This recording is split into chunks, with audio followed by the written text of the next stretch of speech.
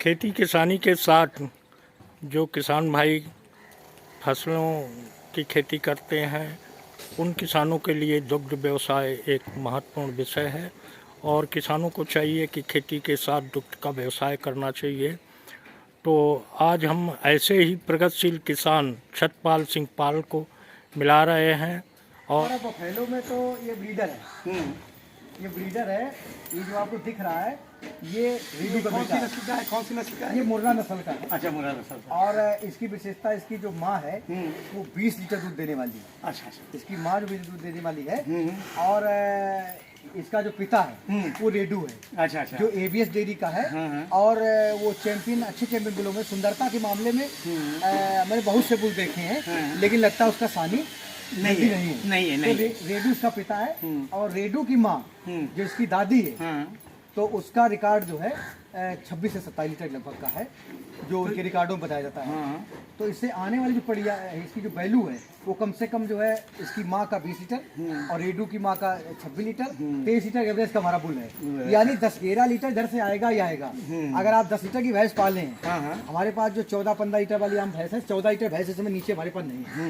जो ताजी बच्चा देती है तो 14 लीटर के आसपास की भैंस है। पहला पड़िया ब्याई है तो उनके पास 12-13 दूध है, वो अलग विषय है। 14 के नीचे और दूध नहीं है, तो 7 इधर से आएगा और 11.5 इधर से। कम से कम अब जो आने वाली पड़ी इनसे पैदा होगी हमारे बुल से, जो बफेलो बुल है, तो जो भी पड़िया पैदा होगी वो बहुत अच्छी, वो कम से कम जो है 11.5 यानी 16 से 18 लीटर वाली पड़िया तैयार होगी। नहीं, ऐसे डेवलप होगी डेयरी, तो उसमें पैसा भी नहीं लगाना पड़ रहा है और अच्छी तरीके से ब्रीड भी तैयार। नहीं, इसको भी तो आपने अच्छी नस्ल का यहाँ पे रखा हुआ है। बहुत अच्छी नस्ल का। इसमें देखो सुंदरता, सुंदर भी है इसकी सुंदरता, बनावट। अगर आज भैंस अगर इस लेवल की हो, अगर लेने जाएं, अगर इस झपकी नक्शे की, इस रुआब की हो जो हमारा बुल है, तो आज वो उसकी 2 लाख के आसपास की वैल्यू से नीचे नहीं है।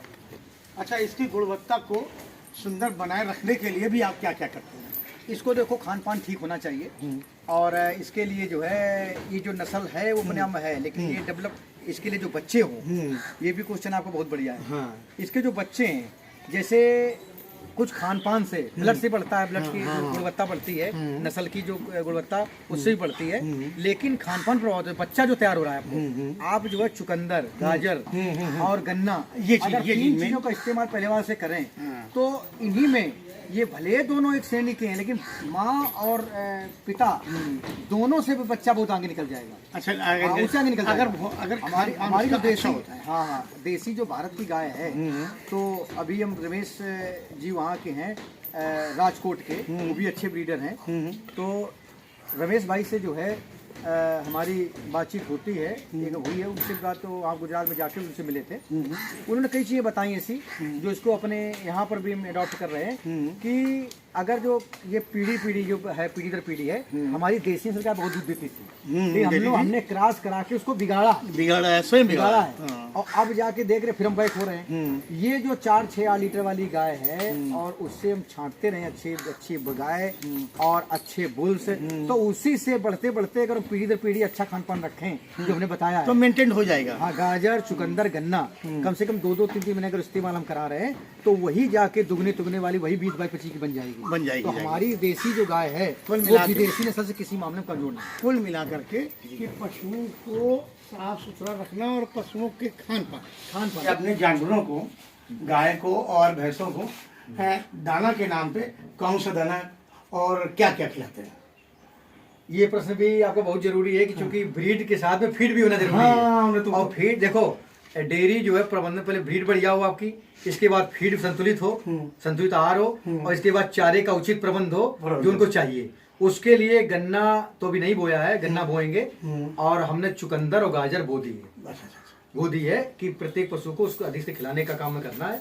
गाजर, चुकंदर, गन्ना, और इसके बाद चारे के नाम पर एक बहुत बुलेट वैरायटी है गुजरात की, उसको हमने बो रखी है। अच्छा। और सीजन पर जो है न्यूट्री फीड वगैरह कहीं सी जो चारे की उचित है वो करते हैं। और हम मक्के का साइलेज भी बनाते हैं, जो पर हाल अभी बगल में है, तो वहाँ पर मक्के का साइलेज भी हम बनाते हैं। अच्छा। और अक्टूबर-नवंबर में बस यही बना लेते हैं। इसके बाद 2-3 महीने बढ़िया तरीके चलता है, चारा कभी होती है वो भी पूरा करता है। अब बात आती है हरे चारे प्रबंध हो गया, और बरसीम भी बोते हैं, जई भी बोते हैं बड़े पैमाने पर। करीब 1 एकड़ हम जई बोते हैं, और इसके बाद में बरसीम भी लगभग 1 बीघा बोते हैं। तो काफी जानवर हैं, उनके लिए करना ही पड़ेगा डेयरी के हिसाब से। इसके बाद में जो हमारा संतुलित आहार के रूप में आदमी को 15% जो है चोकर पशु को, ये जो मिश्रण बना दिए, ये मिश्रण इधर है, या इसको देख लें, ये मिश्रण खत्म हो गया, आज भी चक्की वाली भी पीस गया कि ये सुबह तक चला है जी। और इसके बाद फिर बनाएंगे, हाँ ये इसमें जो है 15% चोकर के रूप में, 15% चूनी के रूप में, 15 से 20 बस चूनी के रूप में। चूनी मौसम के हिसाब से, जो गर्मी में चने की चूनी और सर्दी में अरहर की चूनी, हाँ तो 15 से भी ये करीब 30-35% ये हमारा हो गया। इसके बाद 1% जो है हम पशु को मिनरल मच्छर देते हैं, और 1% जो कैल्शियम रूप में हम खड़िया भी प्रयोग कर देते हैं, ठीक है, खड़िया चूना रूप में कोई प्रयोग कर देते हैं 1% रूप में, वो पानी में नीचे डाल देते हैं। दूध की भी क्वालिटी अच्छी और प्रोडक्शन भी ज्यादा। संतुलित आहार देंगे तो गुणवत्ता जब हम संतुलित आहार देंगे तो दूध तो गुणवत्ता वाला होएगा ही। इसके बाद में अब आता है 40-50% और क्या देते हैं, 15% के रूप में खली के रूप में, 10 से 15% खली के रूप में, और अपने यहाँ जो उपलब्ध है सरसों खली वही देते हैं, और 50% के लगभग में जो बचा हमारे 100% में, उसको मोटे अनाज के रूप में जो है प्रयोग कराते हैं, हम प्रयोग करते हैं मोटे अनाज में मौसम के हिसाब से, जो आज सरकार बड़ा जोर दे रही है, और आज समय की मांग भी है। जो मिलेट्स की बात करते हैं तो हम मक्का, बाजरा और जुंडी, ये जो भी मिल गया हमारे पास, वो जो है हम अपने मोटे अनाज रूप करते हैं। और गेहूं और समय के साथ से मक्का उपलब्ध, बाजरा अधिक मात्रा में हो जाता है, और जौ, इनका सबका उपयोग देते हैं। तो इस प्रकार से हमारा फीड है। और अब आता है कि इसे मिनरल मिक्सचर में रूप में तो एग्रीमेंट फोर्ड पहले देते थे, और उसको हमने कम किया है, लेकिन प्रत्येक पशु को जो है अब हम पावर मिल्क भी जो है देने लगे हैं। हाँ, इसके बाद में पावर मिल्क देने लगे हैं। तो पावर मिल्क का ये परिणाम, पावर मिल्क से आपको कुछ ऑर्गेनिक है और उससे फायदा मिला है। पशु को कुछ पशुओं में दिक्कतें जो होती थी ब्याने के बाद कैसे मतलब वो कम नहीं हो रहा है, जिनको दे रहे हैं तो हम देख रहे हैं, जिनको 10 साल से दिक्कतें दिखती थी हमें, वो आपकी बार दिक्कत नहीं दिख रही है। और इसके बाद में आपको आगे दिखाते हैं। दो चीजें, खान पान बहुत जरूरी है, और दूसरी चीज जो भी हो सके जितना ज्यादा से ज्यादा हो सके सफाई भी बहुत जरूरी है। सफाई भी थोड़ी सी जरूरी है, सफाई रहती है, क्योंकि सफाई रहने में ये रहेगा कि जानवरों में कीड़े मकोड़े वगैरह ये सब ना होने पाए। नहीं, उसे उत्पादन जो होने वाला जो दूध है, हाँ, तो वो भी बहुत अच्छी गुणवत्ता का प्राप्त होगा, और तभी होगा। साफ सफाई तो सबसे मस्त है, जितना भी रख सकते हैं, जैसा जितना भी संभव हो, उस पर पूरा ध्यान दे रहे हैं कि आप कोई भी गंदगी आपको नहीं मिले, डेयरी पूरी बढ़िया सही निकास है पानी का, और उसका गोबर का नुकसान है वो भी पीछे है। अभी आपको थोड़ी देर बाद में उसको भी दिखाते हैं। वहाँ केचुआ पिट बना रखी है, वर्मी कंपोस्ट हम खाद ही बना रहे हैं। ये पशुओं का जो गोबर निकलता है, उसको फिर आप उसका फिर क्या यूज करते हैं, कैसे यूज करते हैं? गोबर अभी आपने जो डेयरी वाली देखी है, पूरी भ्रमण किया है, तो डेयरी जो है ये पितामा डेयरी हम ब्रीडिंग सेंटर के नाम से रजिस्टर करा रहे हैं, जानकारी लिए। पितामा हमारे पिताजी का उपनाम था, तो उस पर नाम रखा। तो उसका जो भी हमारी पितामा डेयरी का जो गोबर तैयार होता है, तो ये स्थान रखने का पीछे है। तो इधर क्या करते हैं कि गोबर, ये हमारी केचुआ पिट बनी हुई है, वर्मी कंपोस्ट खाद हम बनाते हैं। और आलू करीब लगभग हम जो है 35 से 40 बीघा आलू भी करवाते हैं, आलू खेती कराते हैं। तो 40 बीघा के आसपास जो आलू खेती करते हैं, तो उसमें ये मान लीजिए कि काफ़ी हद तक जितने हो पाता है तो वर्मी कंपोस्ट खाद बना लेते हैं।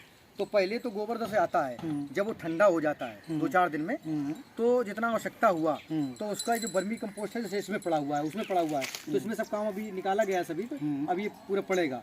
तो पूरे में हमारी केचुआ जो पिटें हैं, ये 4 पिटें बनी हुई है, 4 दूनी 8 बनी करीब है, इसमें एक पिट में 2-2 भाग हैं। तो इसमें केचुआ पिट में वो गोबर तैयार करके, तो ये पंदा भी तैयार होता है, तो वर्मी कंपोस्ट ऐसे ही तैयार हो जाता है। ये तो सफाई की गई है, लेकिन और भी बेहतर से तैयार हो जाता है। ये हाँ, ये हमारी जो है वर्मी कंपोस्ट खाद है। तो ये भी निकली सफाई निकली हुई है, नए सीजन किया जा रहा है, क्योंकि नया सीजन शुरू हुआ है। और बकाया जो बचता है वो सीधे खेतों में जैसे वो तैयार हो जाता है 6 महीने 8 महीने में, उसी तरीके से ये पूरा एरिया दिखा पड़ रहा है, गोबर ही डाला जाता है यहाँ पर। अभी सब उठाया गया है, तो सफाई करिए। हाँ, अभी जो उठाया गया है, तो इस वजह से सब मैदान दिख रहा है। ये आपको 15-20 दिन का मुश्किल से है। तो साल में 2 बार गोबर खाद जो खेतों में पहुँचाते हैं अपने, और इधर वर्मी कंपोस्ट जितना हो गया तो इसका भी उपयोग करते हैं। ये और अच्छी